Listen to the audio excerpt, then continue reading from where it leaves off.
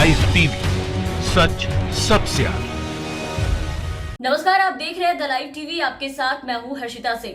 बिहार विधानसभा चुनाव के नतीजे सामने आ चुके हैं। बिहार में एक बार फिर से एनडीए की सरकार बनने जा रही है। एक बार फिर से नीतीश कुमार की ताजपोशी होने जा रही है। लेकिन इसी बीच राजद नेता मनोज झा ने विधानसभा चुनाव में जदयू की कमजोर स्थिति के बावजूद नीतीश कुमार को नेतृत्व सौंपने की तैयारी को लेकर के बड़े सवाल उठाए हैं।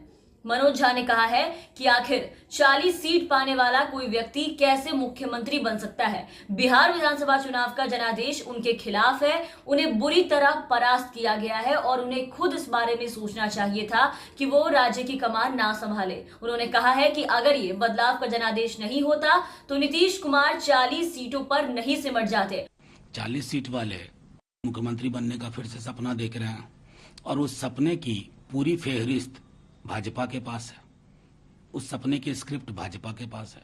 आगे आगे देखिए बिहार में होता क्या है, क्योंकि जनादेश और शासनादेश दोनों में फर्क देख लिया है लोगों ने।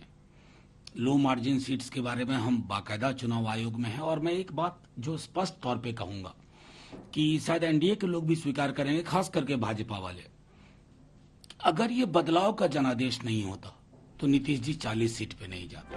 और अगर देखा जाए तो मनोज झा की जो ये बातें हैं वो बिल्कुल सही भी है, क्योंकि भले ही नीतीश कुमार जीतने में सफल हुए हो, लेकिन इस बात से कतई इनकार नहीं किया जा सकता है कि जमीन पर नीतीश सरकार के लिए बहुत ही ज्यादा नाराजगी देखने को मिली थी। लोगों के अंदर गुस्सा था।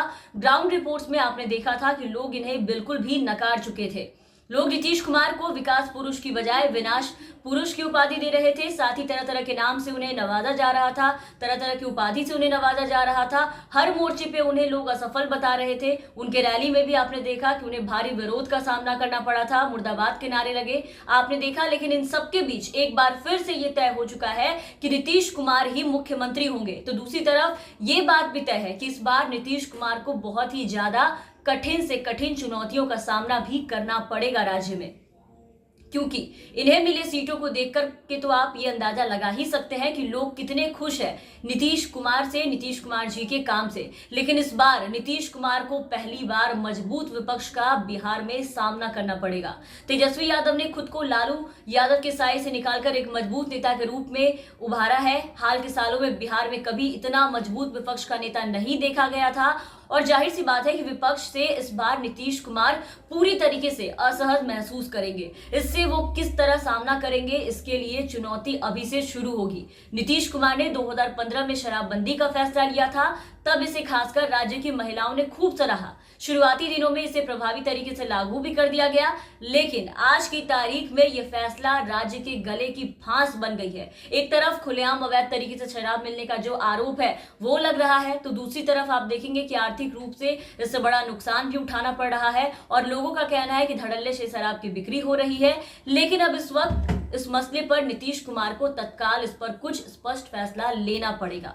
इसके बाद जिस तरीके से सुशासन का दावा बिहार में नीतीश कुमार करते हैं, सुशासन बाबू कहलाते हैं, लेकिन धरातल पर सुशासन की क्या हालत है, क्या सच्चाई है, वो किसी से छुपी नहीं है। सुशासन के नाम पर जो 15 साल पहले की कहानी जो नीतीश कुमार कहते हैं, तो 15 साल इनको भी मौका दिया बिहार की जनता ने, तो उन्होंने कौन सा राम राज्य ला दिया बिहार में।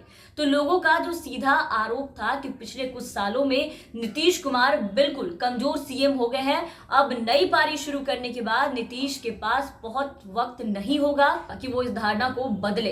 अगर ये गुस्सा कम नहीं हुआ लोगों का, तो जीतने के बावजूद भी जो नाराजगी है उसका सामना नीतीश कुमार जी को फिर से करना पड़ सकता है। सुशासन की छवि को वापस पाना भी एक बड़ी चुनौती ही होगी इस बार नीतीश कुमार जी के लिए। इस बार उन्हें खुली आजादी बिल्कुल भी नहीं मिलेगी। सरकार के अंदर उनकी जो हिस्सेदारी है वो भी बिल्कुल कम होगी। कैबिनेट में बीजेपी के अधिक मंत्री होंगे।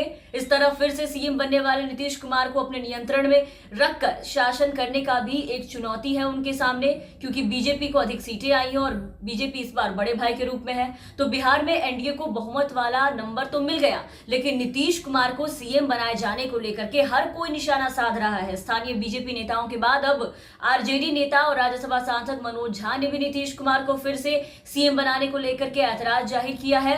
और मनोज झा ने यह भी कहा है कि बिहार अपना स्वाभाविक विकल्प जो है वो आने वाले दिनों में ढूंढ लेगा। इस प्रक्रिया में सप्ताह, 10 दिन या 1 महीने का समय लग सकता है, लेकिन ऐसा आने वाले दिनों में जरूर होगा। तो इन सबके बाद कहना यही है कि नीतीश कुमार को कम सीटें जो मिली है वो इस बात का परिणाम है कि बिहार में एनडीए की सरकार तो बन गई, लेकिन नीतीश कुमार से जो बिहार की जनता है वो बिल्कुल भी नाखुश नजर आई। नीतीश कुमार को बिल्कुल भी सीएम उम्मीदवार के रूप में इस बार बिहार की जनता नहीं देख रही थी, लेकिन उसके बाद भी इस बार नीतीश कुमार के नाम पर मोहर लगा दिया गया है और उन्हें एक बार फिर से बिहार की कमान संभाली जा रही है और एक बार फिर से नीतीश कुमार सत्ता पर काबिज होंगे। लेकिन देखने वाली बात होगी कि इस बार नीतीश कुमार इन चुनौतियों का सामना कैसे करते हैं और आने वाले दिनों में इन्हें लोगों के विरोध का और लोगों के नाराजगी का सामना करना पड़ता है या नहीं।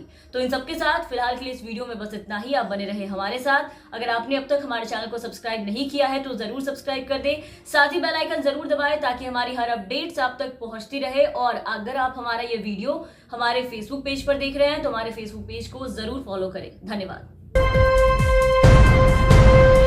लाइव टीवी, सच सबसे आगे।